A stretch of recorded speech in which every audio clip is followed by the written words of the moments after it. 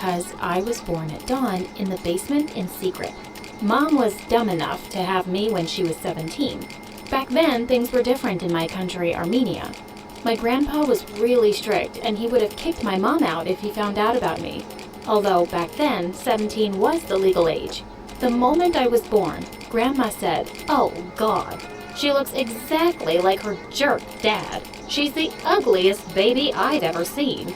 Let's just get rid of her." She wasn't wrong. Dad wasn't handsome, and neither was I, unlike my gorgeous mom and grandma. But I knew I was special in some other way. I just had to find out what it was. But because I was a secret child, I was never allowed to leave the basement and had a weird childhood. Mom would leave me with grandma and go to school, and when she came back, she'd switch shifts with my grandma. When I was 3, Mom and Grandma tried to teach me Armenian, but I just couldn't understand it. Isn't it bad enough she's a secret child and ugly and now also dumb? All our family members are geniuses while she's a dyslexic. You really should just put her up for adoption.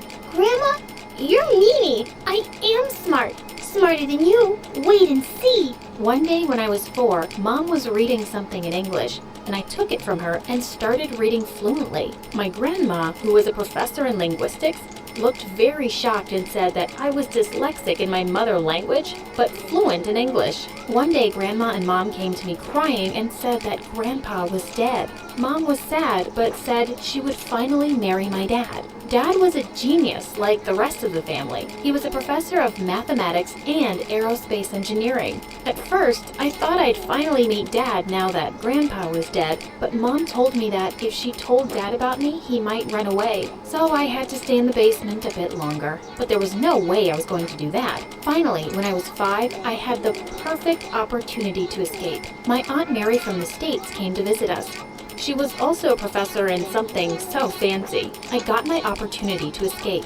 I left the basement and ran to Dad. Daddy, it's me, Dawn, your daughter. Dad looked stunned. Who is she?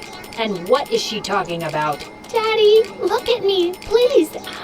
But I looked at his face and he looked like he was gonna explode. And I just knew I'd messed up big time. I needed to say something, so I said, I'm like your daughter. Mary adopted me last week. I'm from the States. I'm a genius in English literature. I can write sonnets. Please, just teach me to become like you. Dad was super impressed. He smiled and said, "You talk like a genius. You have the genius's eyes, the genius's face. Welcome to our family, Dawn. Dawn, the adopted girl from the States." His tone suggested that he knew something. I was afraid he didn't believe my lie. My dad asked my aunt if she could leave her adopted child, aka me, here.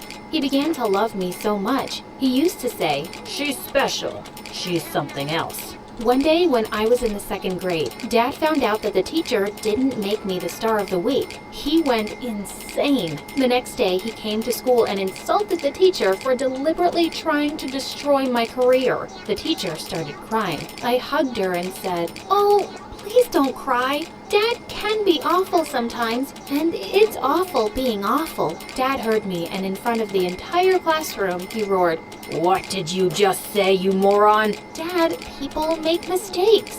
Some people make much more mistakes than other people, and we don't want them in our lives. Come with me, right now. And after that, he decided that we would move out of the country altogether and go live in the States for better education. Mom refused to come. "I have a life here that I love. I don't want to leave it." You love life? That's the most foolish thing a person can do. "Darling, I'm a human." Save it. We're over. And just like that, my jerk dad left Mom there. I was enrolled in the best school in the entire States, and Dad made the principal dedicate one day for me to teach the entire class because he said I was smarter than my own teachers. My classmates hated it and thought that I was trying to act smarter and more important than them. As a result, I never had friends until I reached the 6th grade, when a new boy came to our class. He was from Belgium. He sat behind me, and the teacher asked him to introduce himself. And he said, "Hi, I'm Belgium from Ben. No, I'm Ben. Yes, I'm Ben from Ben." Never heard of that country before. Where is it? In nowhere? Next to your brain? Everyone started laughing. What mean kids? So I got up and defended him. You guys are awful. Ben is my friend, and if you annoy him, then you're annoying me. And that would not be okay. And you know exactly what I mean. Everyone went silent and turned their heads to the board. From that day on, we became best friends. But when we were in the 9th grade, that changed. One day, Ben and I had a presentation in physics class.